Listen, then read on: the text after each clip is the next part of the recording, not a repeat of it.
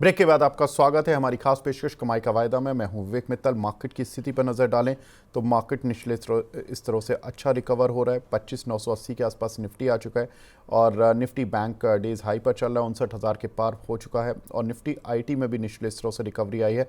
यही Nifty IT करीब 400 point तक नीचे थी, अब 240 पॉइंट नीचे है। सेंसेक्स अब केवल 72 पॉइंट नीचे रह गया। लेकिन मार्केट में क्या करना है और किस तरह से रणनीति बनानी है, इस पर बात करेंगे। हमारे खास मेहमान दोनों जुड़ चुके हैं। हमारे साथ कुणाल पराग, हमारे साथ अभी फ़िलहाल वरुण जी जुड़े हैं, डायरेक्टर हैं गोल्फी से। Varun ji, good afternoon, thank you so much for joining in. अभी इंडेक्स में निचले स्तरों से अच्छी इंट्राडे रिकवरी देखने के लिए मिल रही है। अंशुल भाई थे अभी हमारे साथ, तो उन्होंने बाय भी कराया था 25,930 के आसपास जब निफ्टी चल रहा था, 930 940 पर। अभी 975 80 आ गया है। क्या करवा रहे हो आप अपने क्लाइंट्स को? जी विवेक जी, गुड आफ्टरनून हमारे सभी व्यूअर्स को। विवेक जी, हमने कल बात किया था कि मार्केट एक रेजिस्टेंस फेस कर रहा है 26,050 के अराउंड। तो वहीं पे हमने देखा कि एक ग्लोबली न्यूज़ देख लीजिए या कुछ भी देख लीजिए, बट एक रेजिस्टेंस है, तो वहां से एक आपको रिजेक्शन मिलता है। और नीचे जो बाय ऑन डिप का हमारा एक व्यू था, जब तक 25,750 के ऊपर है मार्केट बाय ऑन डिप कर सकते हैं। तो हमें आज के सत्र में करीबन 130 पॉइंट के आसपास का गिरावट मिला। उसके बाद वहां से एक अच्छा सा अप मूव मिला और अभी निफ्टी सिर्फ 38 पॉइंट्स रह चुका है, तो ऑलमोस्ट 120 पॉइंट्स का यहाँ पर रिकवरी है। तो यहाँ पर बिल्कुल बाय करके ही चलने की सलाह है। आज एक्सपायरी टिपिकल एक्सपायरी का मूव है, तो आपको थोड़ा सा जो जो ऑप्शंस की पोजीशन रहती है उसके ऊपर आपको यहाँ पर मिलता है रिजेक्शन। तो उसी तरह से मार्केट ट्रेड कर रहा है। बट आप देखेंगे तो बैंक निफ्टी बिल्कुल बहुत बढ़िया से यहाँ पर ट्रेड कर रही है। और यहाँ पर देखिए 59,000 का जो लेवल है वो बैंक निफ्टी ने अचीव कर लिया और उसके आसपास ही ट्रेड कर रहा है। तो जो स्ट्रॉन्गेस्ट सेक्टर है उसका पूरा सपोर्ट है। और यहाँ से मार्केट में कोई भी गिरावट आती है बाय करने का यहाँ पर सलाह रहेगा। आज का अगर एकदम शॉर्ट टर्म व्यू है तो आप बिल्कुल आज का एक जो लो है 25,877 उसके इर्द गिर्द स्टॉप लगा सकते हैं। और 26,000 अगर क्रॉस होता है तो यहाँ पर हम देखने को मिल सकता है कि एक अच्छा सा शॉर्ट कवरिंग मूव भी हमें सेकंड हाफ में मिल सकता है। ठीक है, तो 26,000 के ऊपर हमें एक नया ब्रेकआउट, मतलब हम कह सकते हैं मूव मिलेगा और वो थोड़ा ऊपर ले जा सकता है निफ्टी को। कहाँ तक ले जाएगा वरुण भाई को? अगर विवेक जी देखिए, ऑप्शंस की पोजीशन आप देखिए, एक्सपायरी डेट 25,900 पर करीबन 4 करोड़ शेयर्स जुड़ चुके हैं। और 26,000 के आसपास पर भी 4 crore call side options position है। अगर 26,010 26,020 के आसपास अगर आज आप देखेंगे कल का हाई भी अगर क्रॉस करता है, तो यहाँ पर जो शॉर्ट्स जो यहाँ पर बने हुए हैं, जो ओआई क्रिएट हुआ है जो शॉर्ट ऑप्शंस का, वहां पर एक पैनिक कवरिंग आएगा और वहां से एक पैनिक बाइंग में 26,100 150 के लेवल भी आ सकते हैं। तो अगर 26,025 के इर्द गिर्द अगर मार्केट टिक रहा है 10-15 मिनट्स, तो आप समझिए एक बड़ी शॉर्ट कवरिंग रैली है। और फिर जो सारे कॉल राइटर्स है वहां पर एक कवरिंग के लिए आएंगे और आपका एक बड़ा सा एक अपमूव यहाँ हमें देखने को मिल सकता है। ठीक है। अब वरुण जी, अब आते हैं आपकी कॉल्स पर। जो आपने कल 2 कॉल्स दी थी और उसके बाद कोई नई कॉल, उन पहले रिव्यू दे दीजिए, फिर उसके बाद आगे बढ़ते हैं। जी विवेक जी, सबसे पहले रिव्यू देना चाहूंगा पीएसयू इंडाइसेस पर। पीएसयू इंडाइसेस हमने पकड़ा था करीबन 70-50, और आप देखेंगे तो करीबन 10-15% का रैली हमने पीएसयू बैंक्स जो है वहां पर हमने कैप्चर किया था। और वहां पर कैनरा बैंक पर 115 113 पर हमारी बाई की सलाह थी और लॉन्ग टर्म के लिए कैश में हमने टारगेट दिए थे 150 के। तो कैनरा बैंक में 150 के टारगेट अचीव होते दिखे, तो यहाँ पर किसी की भी पोजीशन लॉन्ग की हो तो एक बार प्रॉफिट बुक करके चल सकते हैं, क्योंकि एक शॉर्ट टर्म में आप देखेंगे 2.5 मंथ्स में काफी बढ़िया रिटर्न यहाँ पर बने हैं, तो ये रिटर्न आपको लॉक करके चलने चाहिए। और अगर कोई गिरावट आती है 135 130 के लेवल पर तो वापस ऐड करना है। तो यहाँ पर कैनरा बैंक में जो भी लॉन्ग टर्म टारगेट थे वो अचीव हो चुके हैं, तो यहाँ पर प्रॉफिट बुक करने की सलाह है। दूसरा, कल इंट्राडे के लिए हमने बजाज ऑटो बाय दिया था और आइनॉक्स विंड पर सेल दिया था। आइनॉक्स विंड आप देखेंगे तो करीबन 4% के आसपास डाउन है। टॉप एफएनओ लूजर है, सेकंड टॉप लूजर है एफएनओ का।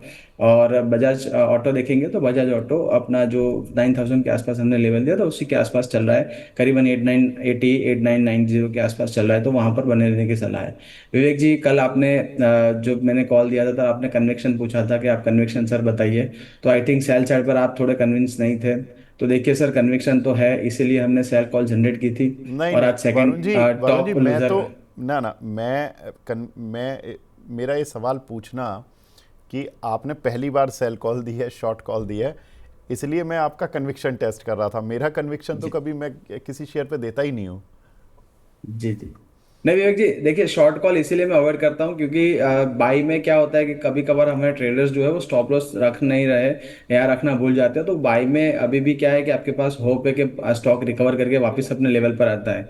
बट शॉर्ट साइल क्योंकि प्रोफेशनली मैनेज होता है और जो भी एक्सपीरियंस ट्रेडर्स होते हैं वहीं पे शॉर्ट आपको मैनेज करना होता है, क्योंकि वहां पर एक एसल होता है तो फिर आपको एक काफ़ी रिस्क बड़ी हो जाती है, क्योंकि फिर अनलिमिटेड आपका लॉस हो जाता है और वो लेवल्स आने में काफ़ी देर लगती है। तो अगर शॉर्ट में आप स्टॉप लॉस मेंटेन नहीं करते, डिसिप्लिन ट्रेडर नहीं है, तो वहां पर काफ़ी दिक्कत हो जाती है। इसलिए शॉर्ट कॉल में जनरली अवॉइड करता हूँ। बट अगर कन्विक्शन है और चार्ट्स पे दिख रहा है क्लियर कट शॉर्ट है, तो हम यहाँ पर शॉर्ट भी अवॉइड जनरली रेकमेंड करते हैं। बट वहां पर एकदम प्रोफेशनली मैनेज करना है, तो मेरे सभी व्यूवर्स को भी मैं यहाँ पर वही सलाह देता हूँ कि अगर आप बाई साइड में कैश में आपने लिया है या तो आप एक थोड़ा सा इनडिसिप्लिन हो जाते हैं। डिसिप्लिन तो होना ही चाहिए हर ट्रेड में, बट अगर इनडिसिप्लिन होते तो फिर भी कोई प्रॉब्लम नहीं है, क्योंकि वहां पर आपका एक लिमिटेड डाउन साइड है और अच्छी फंडामेंटल कंपनी है, तो आपका जो रेट है वो आज नहीं तो कल आ जाता है। बट शॉर्ट में वैसा नहीं है, क्योंकि शॉर्ट में आपका अनलिमिटेड रिस्क है, कितना भी ऊपर जाता जा सकता है स्टॉक, और फिर वहां पर आपको ओनली एफएनओ ही मैनेज करना है, तो वहां पर काफी बड़ी लॉट साइज होती है और एफएनओ मैनेज करना पोजीशन काफी कभी बार डिफिकल्ट हो जाता है। बिल्कुल ठीक है सर, कोई दिक्कत नहीं है। पर बहुत बढ़िया आपकी कॉल, ये काफ़ी शानदार चल रही है। देखिए बाय कॉल बजाज ऑटो वहीं खड़ी है ऑलमोस्ट, लेकिन आपकी जो सेल कॉल है आइनॉक्स विंड, वो बहुत अच्छी रफ्तार से उल्टा चल रही है, मतलब जो चलनी चाहिए थी इनफैक्ट, मतलब नीचे जी गिरना चाहिए था। शॉर्ट कॉल है और वो नीचे गिर रही है, बहुत अच्छे सर। और आज कुणाल जी तो हमारे साथ नहीं जुड़ पाएंगे, लेकिन हाँ कुछ एक सवाल जुड़ेंगे और हमारे कुछ आपकी अगर नई कॉल आप जोड़ना चाहें तो सर वो जुड़ेंगी। तो आपकी कोई नई कॉल भी जुड़ेगी आज? जी। नई कॉल में विवेक जी आप देखेंगे तो हुडको हाउसिंग डेवलपमेंट कॉर्पोरेशन पर आप देखेंगे तो एक बड़ा रेंज था करीबन 220 से लेके 240 242 का, और वहां से लगातार रिजेक्शन मिल रहा था। आज के सत्र में आप देखेंगे अच्छे ओआई के साथ अच्छा बिल्डअप है और करीबन 245 2% अप है, और यहाँ पर एक रेंज ब्रेकआउट दे रहा है। एक हल्का सा रेजिस्टेंस है 251 253 के आसपास, अगर वो क्रॉस कर देता है तो करीबन 265 से लेके 270 के टारगेट हुडको में बन सकते हैं। तो यहाँ पर खरीदारी की सलाह रहेगी। 235 का एक स्टॉप लॉस मेंटेन करना है। थोड़ा सा आपका कैश में आउटलुक है और आपको थोड़ा लॉन्ग टर्म यहाँ पर लेना है, तो 220 का क्लोजिंग बेसिस पे स्टॉप लॉस रहेगा।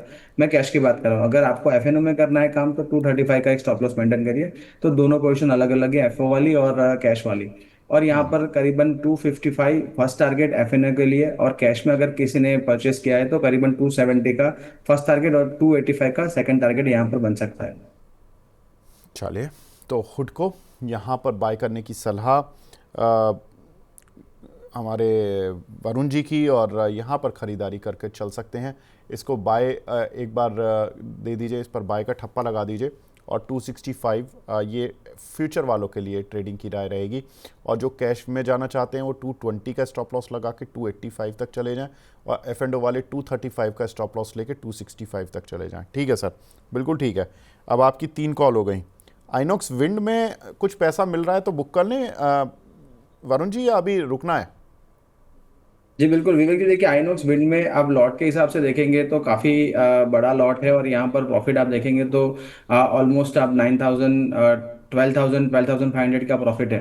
अगर किसी को 12,500 के आसपास का प्रॉफिट बुक करना है तो बिल्कुल यहाँ पर बुक कर सकते हैं, या फिर आपको ट्रेलिंग एसएल मेंटेन करना है तो आज का 143 का एक स्टॉप लॉस मेंटेन करके यहाँ पर बने रह सकते हैं। अगर 143 का ट्रेलिंग एसएल हो जाता है फिर भी आपके ट्रेड में 3 रुपये बन रहे हैं करीबन 9,000 के आसपास, तो प्रॉफिट आपका यहाँ पर लॉक हो जाएगा।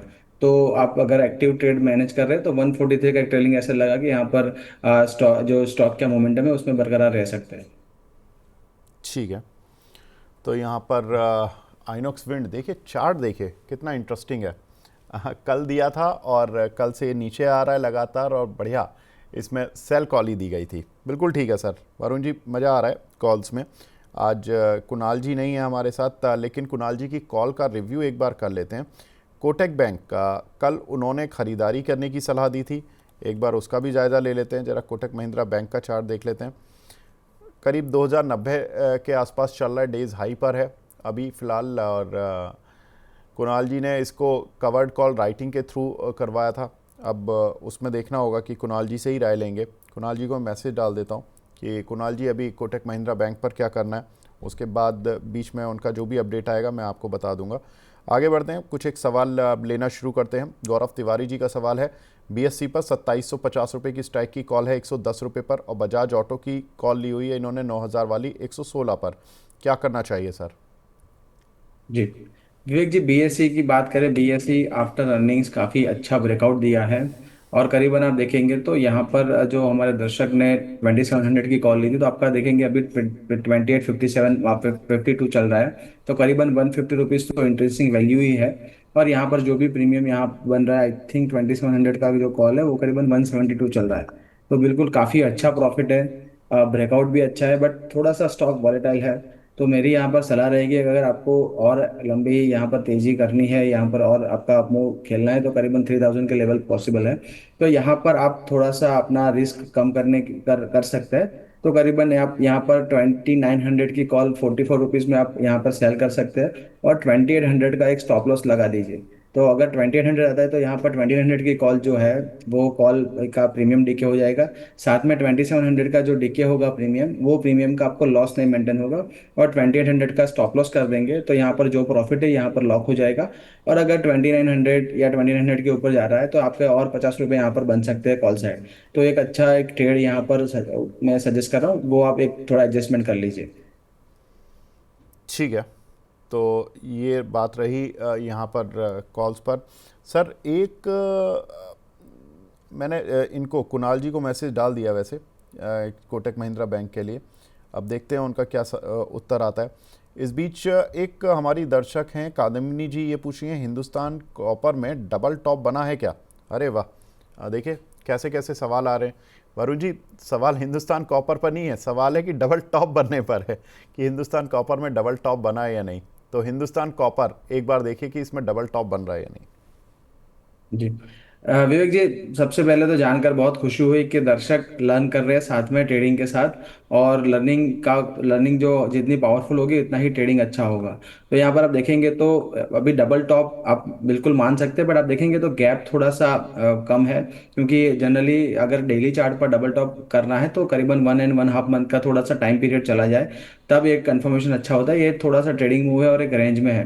तो डबल टॉप ना कहते हुए इसको रेंज में मानेंगे, करीबन 315 से लेके 365 का एक रेंज चल रहा है। और डेली के 24 ईएमए के आसपास चल रहा है, और अपना जो 52 ईएमए है वो 318 के आसपास है।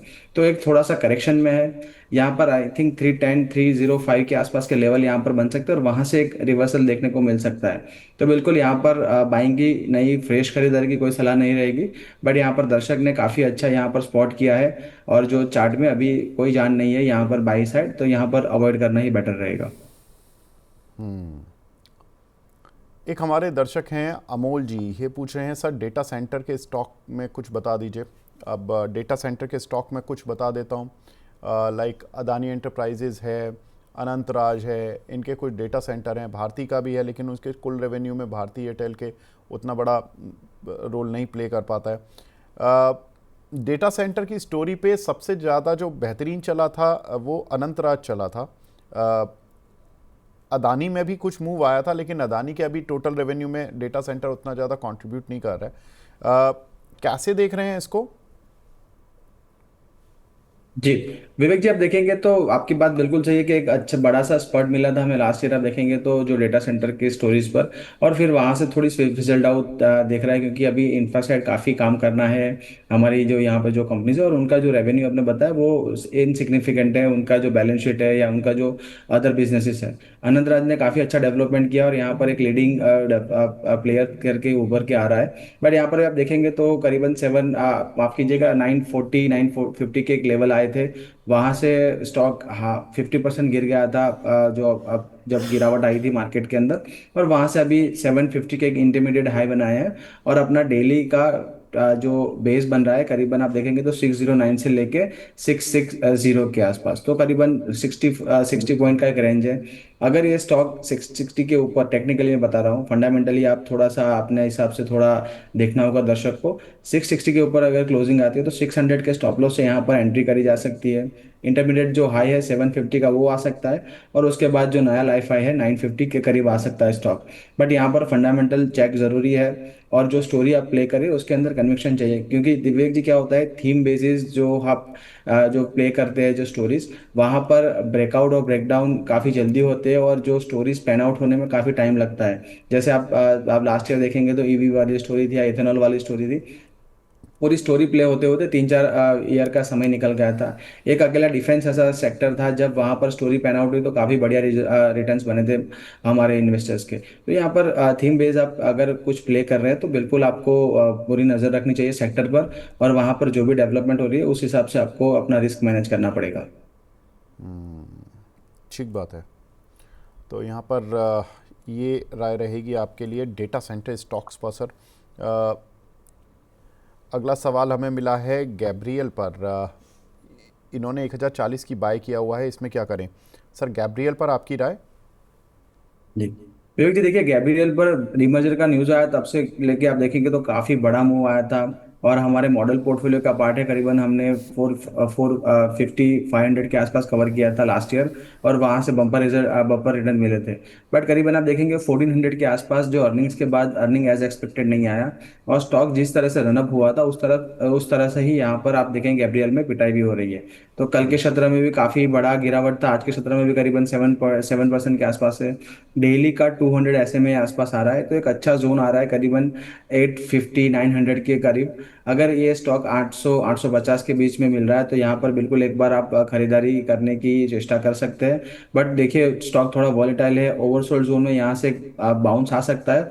बट फिर स्टॉक क्या मूवमेंट कर रहा है वो आपको एक बार ट्रैक भी करना पड़ेगा, क्योंकि काफी बड़ी गिरावट है, और एक शार्प गिरावट भी तो वॉल्यूम आई है, तो यहाँ पर वो भी एक मेंटेन करना है। बट 850 का एक अच्छा जोन है, और वो गैप सपोर्ट भी है, तो यहाँ से एक बाउंस आ सकती है, और करीबन आपको 5-8% का अप मूव भी मिल सकता है आने वाले दिनों में। एक हमारे दर्शक हैं मोहम्मद शाहिद साहब, ये पूछ रहे हैं IDFC फर्स्ट बैंक का 82 रुपये की स्ट्राइक की कॉल ली हुई है 101 रुपये 30 पैसे पर। अभी क्या टारगेट रखें सर इस पर? देखिए विवेक जी, सबसे पहले IDFC फर्स्ट एक अच्छा अप मूव मिला है, क्योंकि सारी बैंक्स में एक अच्छा अप मूव मिला है। बाकी आप देखेंगे तो IDFC फर्स्ट बैंक एक स्लो मूवर है, लो बीटा काउंटर है, और आप देखेंगे लास्ट 2-3 ईयर से यहाँ पर कोई रिटर्न नहीं बना है। तो यहाँ पर लो बीटा काउंटर में अगर मोमेंटम नहीं है तो आपको कॉल साइड या ऑप्शन साइड नेकेड में पैसा बनाना काफी मुश्किल है। आज IDFC एक अच्छा अप मूव मिला था, हमें करीबन 70-75 के लेवल से यहाँ पर 82 का हाई है। बट यहाँ पर आप एक कंसोलिडेशन जोन में है, आप देखेंगे तो करीबन 77 से लेके 82 के ऊपर अगर ब्रेकआउट देता है, वहीं पे दर्शक ने पोजीशन कर क्रिएट की है, और आप देखेंगे तो नेक्स्ट वीक एक्सपायरी है, तो यहाँ पर डीके काफ़ी फास्ट होगा। तो मेरी सलाह रहेगी 80 के नीचे का एक स्टॉप लॉस मेंटेन करिए। अगर 81, 55, 82 के ऊपर ब्रेकआउट आता है तो 84 से लेके 85 के टारगेट बन सकते हैं। बट चांसेस काफ़ी कम लग रहे हैं, तो यहाँ पर एक बिल्कुल रिस्क मैनेज करके चलिए, क्योंकि यहाँ से प्रीमियम काफ़ी फास्ट डीके होना शुरू हो जाएंगे। प्रीमियम काफ़ी फास्ट डीके होना शुरू हो जाएंगे। दीपेश कोंडुल जी भी पूछ रहे हैं कि सर सेकंड हाफ के लिए अपर सेलिंग जोन और नीचे का सपोर्ट है कोई है तो बता दीजिए। ग्लोबल मार्केट भी नेगेटिव है, निफ्टी 26,100 पर डबल टॉप या स्ट्रॉन्ग रेजिस्टेंस है क्या? डबल टॉप 26,100 पर बन रहा है क्या? डबल टॉप तो नहीं बोलेंगे विवेक जी, बट बिल्कुल गोंडल जी की बात सही है कि यहाँ पर 26,050 से लेके 100 में एक अच्छा बड़ा सा रेजिस्टेंस है। और आप देखेंगे 26,030 का हाई हो, वहाँ से ही हमने करीबन 100-150 पॉइंट का नीचे गिरावट देखा है। बट आज के सत्र में देखेंगे तो एक्सपायरी है, और यहाँ पर राइटर्स ने आप ऐसा मान सकते हैं विवेक जी के, ऐसा बोल सकते हैं कि यहाँ पर कुंडली मार के बैठे हैं 25,900 या 26,000 के ऊपर, यहाँ जाने नहीं देंगे। जितना भी प्रीमियम है डीके करके यहाँ पर वो प्रीमियम पूरा उनको घर पे लेके जाना है। तो इसी तर्ज पे अभी मार्केट मूव कर रहा है। जैसे हमारी शुरुआत में बात हुई 26,000 के ऊपर, 26,025 के आसपास अगर मार्केट टिकता है, 26,030 कल का जो हाई है वहां पर हम उसके ऊपर निकल रहे हैं, तो वहां पर एक शॉर्ट कवरिंग रैली आ सकती है।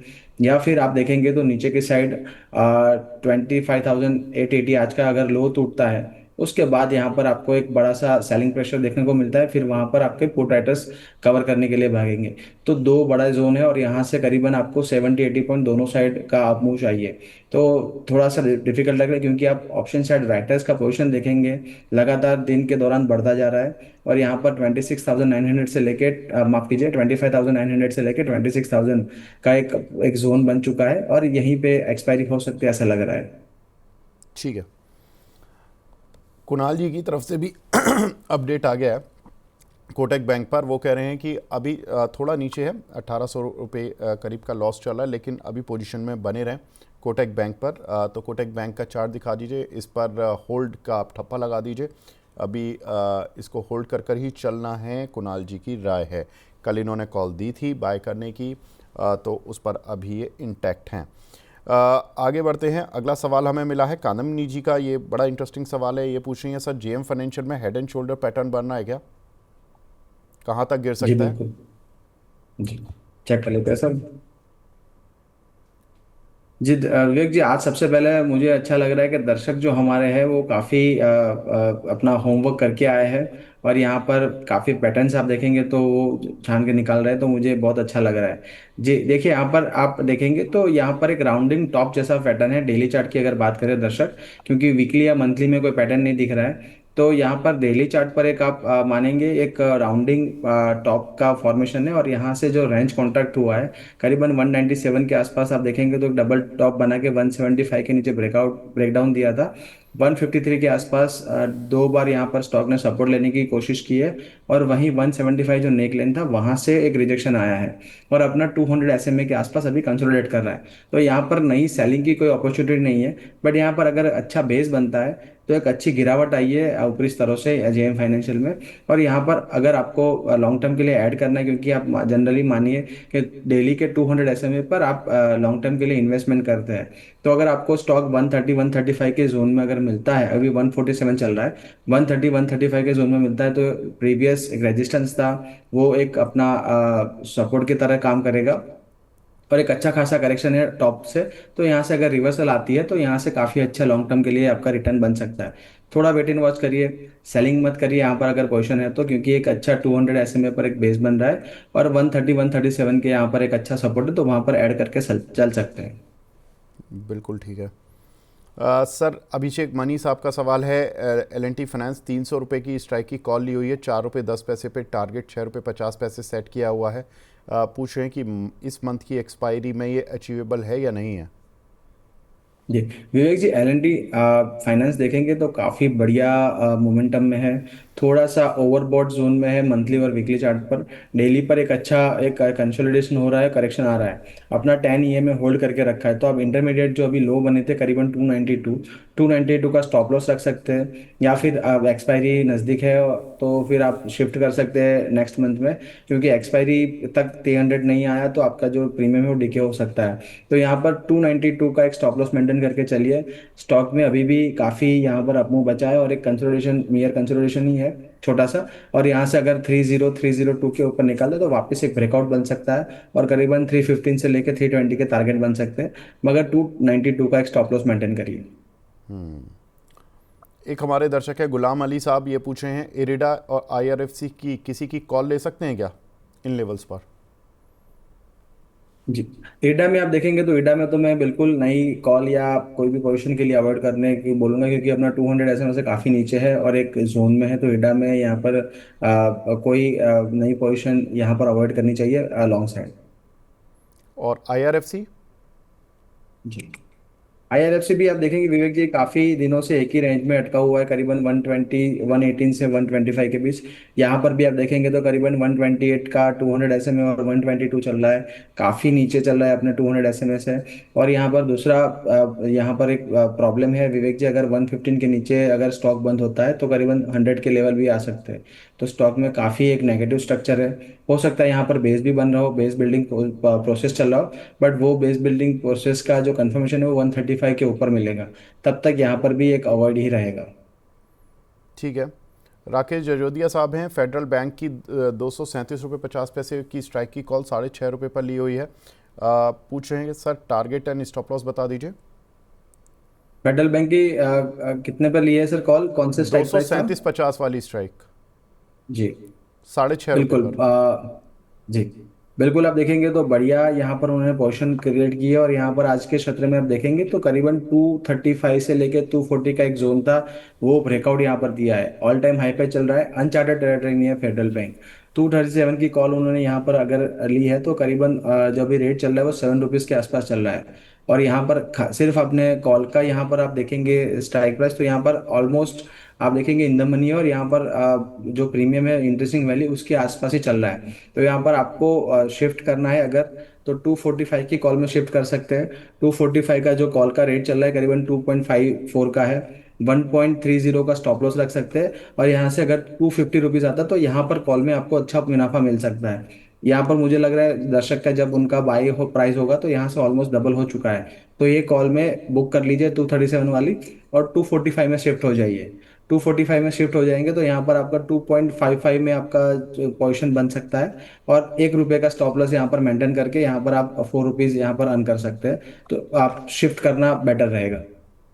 ठीक है। राहुल गुप्ता जी पूछ रहे हैं सर, जुआरी इंडस्ट्रीज़ में cup and handle weekly chart पर बन रहा है, अगर बन रहा है तो ऐड कर सकते हैं क्या? स्टॉप लॉस और टारगेट बता दीजिए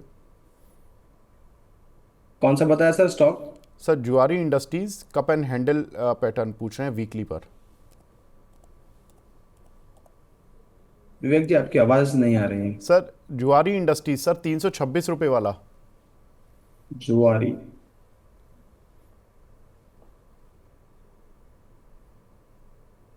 जी यहाँ पर विवेक जी देखिए 326 के आसपास स्टॉक का प्राइस चल रहा है, आपने बताया जिस तरह से। और मेरा चार्ट थोड़ा सा स्लो लोड हो रहा है, तो बाकी के टाइम फ्रेम नहीं आ रहे, बट जितना मैं यहाँ पर देख सकता हूँ बिल्कुल यहाँ पर होल्ड करके चल सकते हैं। 315 300 के आसपास का एक सपोर्ट है, वो सपोर्ट का एक स्टॉप लॉस लेके यहाँ पर होल्ड कर सकते हैं। गुलाम अली साहब कह रहे हैं, पहले तो सर बहुत बहुत शुक्रिया, अभी कौन सा कॉल ले सकते हैं? अली साहब अभी तो बताया उन्होंने, हुडको हुडको की बाय कॉल दी उन्होंने, बजाज ऑटो पर बाय कॉल दिया उन्होंने। बजाज ऑटो उन्होंने कल दिया था बाय कॉल, लेकिन वो चला नहीं है अभी। तो बजाज ऑटो आप अभी मान के चल सकते हो कि आप अभी भी बाय कर सकते हो। और बजाज ऑटो आप दिखा दीजिए एक बार स्क्रीन पर, तो बजाज ऑटो आपको पता लग जाएगा कि यहाँ पर बाय कर चलने की सलाह है। और आइनॉक्स विंड में अब फ्रेश सेल तो नहीं बनेगा आई थिंक, लेकिन कल सलाह दी थी, वो काउंटर 3% नीचे है, तो उसको सेल करने की सलाह थी, वो बढ़िया चल रहा है, अभी सेल नीचे चल रहा है वो काउंटर।